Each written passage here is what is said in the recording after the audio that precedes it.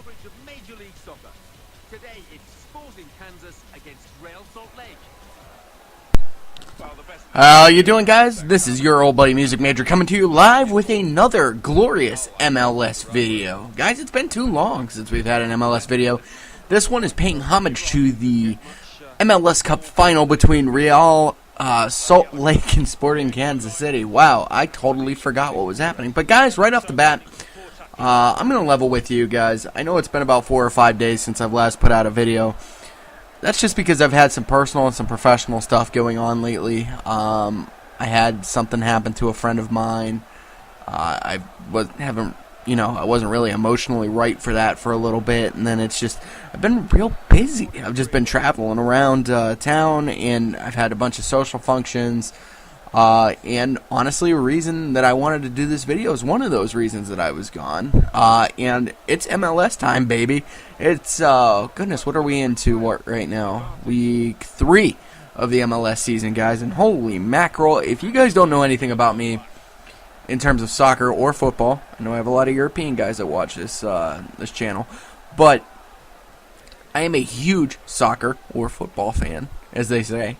My teams that I tend to root for are Manchester United, which we're not having the best year out there, and the Columbus Crew in the MLS, because I am from Central Ohio, and it is just a great, great team and a great community. So, much love. I am a proud season ticket holder of the Columbus Crew, and I am a proud member of the Nordic Tifo Sweat, baby. I'm not part of Tifo Sweat. I can't take credit for the work that those guys do, but they're fantastic. But guys, one thing I noticed in the MLS season this year is, and it might have just been because I've been paying a incredible amount of attention to the league and to the sport and all the expansion and whatnot, but it really felt like it was an arms race in the MLS this offseason with all of the big transfers that happened.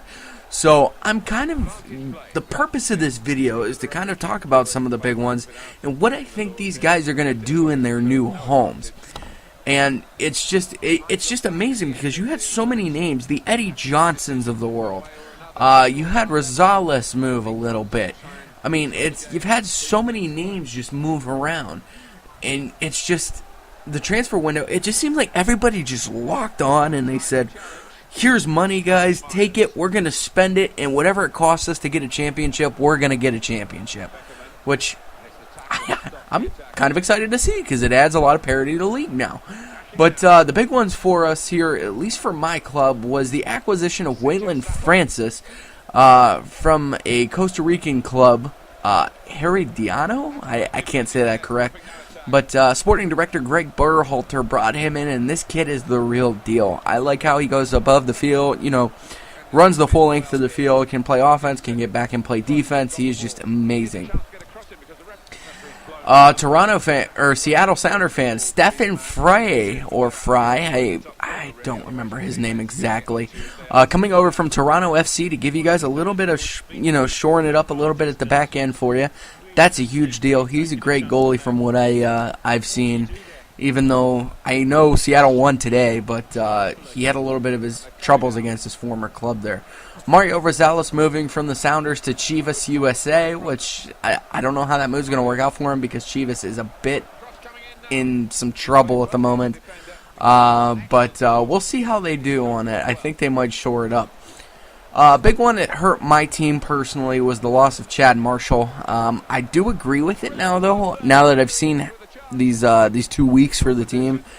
Chad, of course, moving from my Columbus Crew over to the Seattle Sounders, which I hope he has a great career over there. I think with reuniting with Ziggy Schmid, I think they'll have a great relationship. Andrew Juan Batiste moving from the Timbers to Chivas as well. I think Chivas is really going to be on the up and up here shortly. Not this year, but I think they're definitely going to be moving around here too. Cruising the list here. Adam Moffat, the Scottish sensation, formerly of the Columbus Crew as well, moving from the Sounders to FC Dallas via a trade. Steve Clark, I don't know where Greg Berhalter found Steve Clark from other than he was overplaying in Norway. But holy mackerel, what a great acquisition for the Columbus Crew via the transfer window. He's the real deal. I wasn't sure how I was going to feel with losing Gruenbaum to Sporting Kansas City to supposedly fill the shoes of Jimmy Nielsen after he retired. But, yeah, you know, it's working out pretty darn well. Eddie Johnson, of course, too, from the Seattle Sounders to DC United this year.